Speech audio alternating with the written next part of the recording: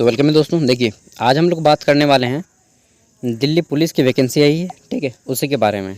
तो यहाँ पे वैकेंसी कम सम नहीं है, 7,000 प्लस वैकेंसी हैं, ठीक है। 7,000 प्लस लोगों को यहाँ पे लिया जाएगा और केवल 10वीं पास है क्वालिफ़िकेशन। तो चलिए देखते हैं। और एग्ज़ाम जो है दिल्ली पुलिस का है, बट एग्ज़ाम सेंटर आपको सभी स्टेट में मिल जाएगा क्योंकि यह एग्ज़ाम SSC की ओर से कंडक्ट करवाया जा रहा है। तो देखिए कांस्टेबल की वैकेंसी है, मेल एंड फीमेल दोनों कैंडिडेट को लिया जाएगा यहाँ पे, पुरुष और महिला दोनों उम्मीदवार के लिए। अब सभी इंपॉर्टेंट चीज़ें जान लेते हैं। सबसे पहले हम लोग यहाँ पे सैलरी वगैरह देख लेते हैं। तो यहाँ पे देखिए आपका पे लेवल 3 रहेगा। पे लेवल क्या रहेगा? 3। 21,700 से 69,100 रुपया के बीच में सैलरी रहेगा, ठीक है।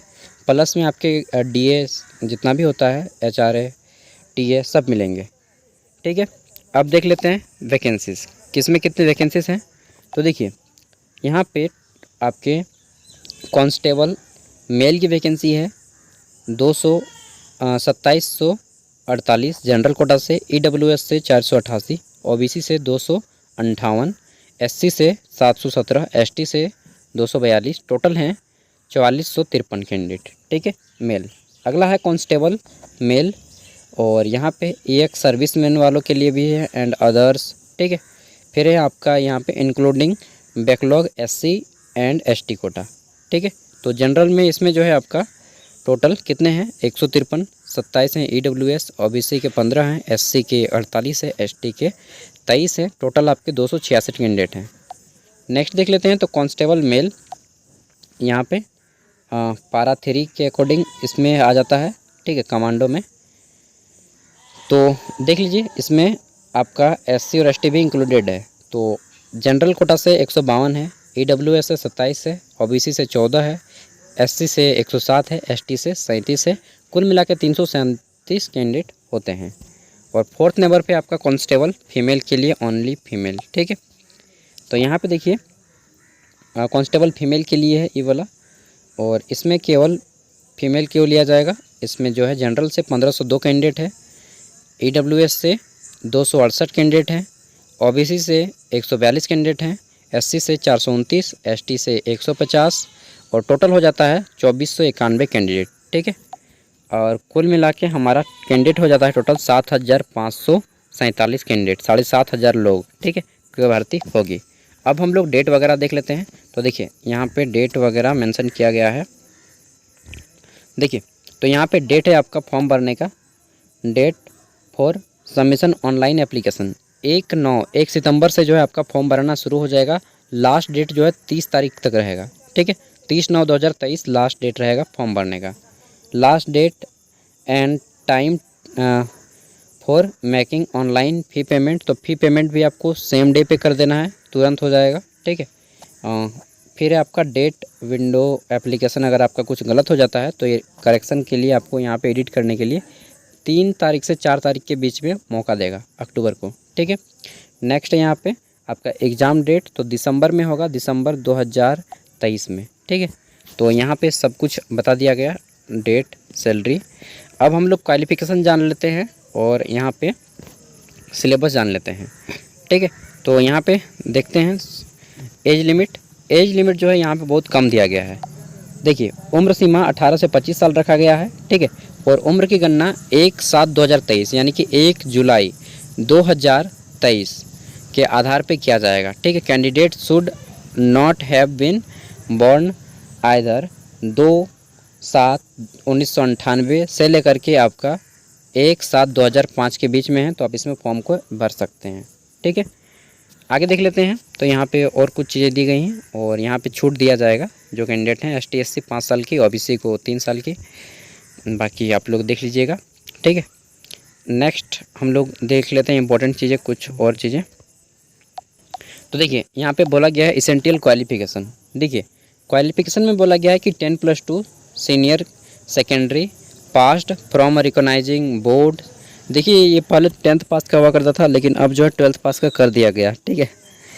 चलिए कोई बात नहीं, 12th पास मांगा गया है। और बोला गया है कि education qualification is relaxation up to 11th pass.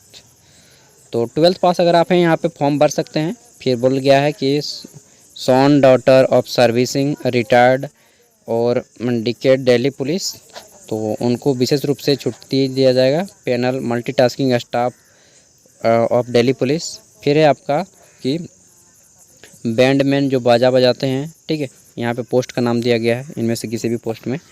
तो सिंपली अगर आप सीनियर सेकेंडरी यानी कि 12th पास है तो यहाँ पे आप फॉर्म भर पाएंगे, ठीक है। मैंने 10th बोल दिया था, सॉरी, क्योंकि ये पहले 10th पास के लिए हुआ करता था, अब जो है बढ़ा दिया गया है जैसे जैसे कैंडिडेट की सीट बढ़ने लगी। यहाँ पे देखिए, अगर आप NCC वगैरह किए हैं तो और अगर आपका सर्टिफिकेट है C तो 5% आपको 5% of the maximum marks exam में काउंटिंग किया जाएगा। 3% B ग्रुप का है और A ग्रुप का है तो 2%, ठीक है। फिर यहाँ पे देख लीजिए तो वेट वगैरह बताया गया है। एंड यहाँ पे आपका 100 रुपया एग्ज़ाम फ़ी है, ठीक है, एग्ज़ाम फ़ी 100 रुपीज़। अब हम लोग देख लेते हैं इसका सिलेबस, ठीक है। तो देखिए 12th नंबर पॉइंट में इन्होंने एग्ज़ाम के बारे में बताया है, ठीक है। स्कीम ऑफ एग्जामिनेशन, यहाँ पे देखिए कंप्यूटर बेस्ड एग्जामिनेशन होगा, आपका ऑनलाइन एग्ज़ाम होगा और यहाँ पे 100 क्वेश्चन आएंगे, ठीक है। और 100 क्वेश्चन आएंगे जैसा कि SSC रखता है, मैथ रहता है आपका, और GK रहता है, इंग्लिश रहता है एंड रीजनिंग रहता है। तो बोला गया कि computer based test consist of 1 objective type multiple choice question and यहाँ पे आपके 100 क्वेश्चन रहेंगे, ठीक है, 100 मार्क्स के। अब आगे देख लेते हैं तो यहाँ पे फिर है आपका, देख लीजिए आपके यहाँ पे current affair and general knowledge के क्वेश्चन रहेंगे 50, ठीक है, नंबर ऑफ 50, मैक्सिमम मार्क्स 50। फिर देख लेते हैं तो आपका पार्ट B रीजनिंग रहेगा, यह जो रहेगा आपका 25 मार्क्स का और 25 मार्क्स इसमें मिलेंगे। फिर 15 मार्क्स का इसमें आपका न्यूमेरिकल एबिलिटी रहेगा, ठीक है, यानी कि आपका मैथ, और 15 मार्क्स मिलेंगे। प्रत्येक क्वेश्चन 1 मार्क्स का है। एंड इंग्लिश नहीं है, सबसे बड़ी बात है इंग्लिश नहीं है। Computer fundamental, MS excel, MS word, ठीक है, और कम्युनिकेशन इंटरनेट, मतलब कि कंप्यूटर नॉलेज रहेगा 10 मार्क्स का, ठीक है। तो ये हो गया आपका यहाँ पे पूरा का पूरा 90 मिनट। इंग्लिश यहाँ पे इस बार हटा दिया गया है, चलिए अच्छी बात है, ठीक है। तो यहाँ पे अब जो है 90 मिनट टाइमिंग मिलेगा। इंग्लिश हटाने से क्या होता है कि जितने भी इंग्लिश मीडियम के बच्चों को जो है ना, हिंदी मीडियम के बच्चे पीछे छोड़ देते हैं, मतलब यहाँ पे हिंदी मीडियम के बच्चे माजी बन जाते हैं अगर इंग्लिश नहीं होता है तो। अगला है कि यहाँ पे जो है नेगेटिव मार्किंग रहेगा 0.25 मार्क्स का, ठीक है। और फिर बोला गया था computer based test examination Hindi और इंग्लिश, आपका जो क्वेश्चन पेपर रहेगा हिंदी और इंग्लिश दोनों भाषाओं में दिया जाएगा, ठीक है। पेपर आप हिंदी इंग्लिश दोनों भाषाओं में दे सकेंगे। जितने भी क्वेश्चन रहेंगे सभी आपके हिंदी और इंग्लिश 2 भाषाओं में रहेंगे। डिटेल में अगर आपको जानना है इसके बारे में और भी तो आप यहाँ पे देख सकते हैं, ठीक है। यहाँ पे हाइट वगैरह भी बताया गया है, तो चलिए हाइट वगैरह जान लेते हैं क्योंकि वो इम्पोर्टेंट है फॉर्म को भरने के लिए। देखिए अब यहाँ पे जो है मेल के लिए कैंडिडेट जो हाइट रखी गई है वह 170 सेंटीमीटर रखी गई। कितना? 170 सेंटीमीटर, ठीक है, पुरुष उम्मीदवारों के लिए हाइट। और बाकी वगैरह आप लोग यहाँ पे फिजिकली वगैरह जितना भी है देख सकते हैं। दौड़ वगैरह 1600 मीटर की रेस होगी, ठीक है।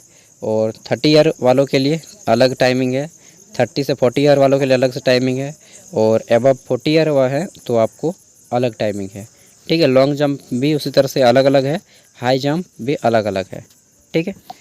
तो आगे देख लेते हैं। यहाँ पे हाइट सबसे इम्पोर्टेंट है, आगे देख लेंगे तो हमारा नेक्स्ट है चेस्ट 81 सेंटीमीटर, 81 सेंटीमीटर। अब आता है फीमेल कैंडिडेट के लिए, तो फीमेल कैंडिडेट के लिए भी अलग अलग है। हाइट की बात करें तो फीमेल कैंडिडेट का जो हाइट है वह बहुत ही कम रखा गया है, मतलब बहुत कम नहीं है, 157 सेंटीमीटर है, 5 फुट 2 इंच के बराबर। 157.5 में 5 फुट 2 इंच होते हैं, ठीक है। तो 5 फुट 2 इंच के बराबर रहेगा 157 सेंटीमीटर, ये चीज़ हो गई। एंड अगर आपको फॉर्म भरना है तो मैं पूरा का पूरा ये जो PDF है उसका लिंक दे रहा हूँ वीडियो के डिस्क्रिप्शन में, एक बार पढ़ लीजिएगा। बाकी आप लोग हाइट और 12th पास है, ठीक है, तो फॉर्म भर दीजिए। 2 ही चीज़ इंपॉर्टेंट रखता है, हाइट। पुरुष उम्मीदवार 170 सेंटीमीटर हाइट है और महिला कैंडिडेट 157 सेंटीमीटर हाइट है। अगर आपको हो जाता है इतना हाइट तो आप फॉर्म को भर दीजिए, ठीक है। और फॉर्म भर दीजिए, क्या है 100 रुपया तो फ़ी लग रहा है, उसमें भी ST SC को फ़ी नहीं लग रहा है, तो आप लोग इजीली फॉर्म को भर सकते हैं। Thank you, bye.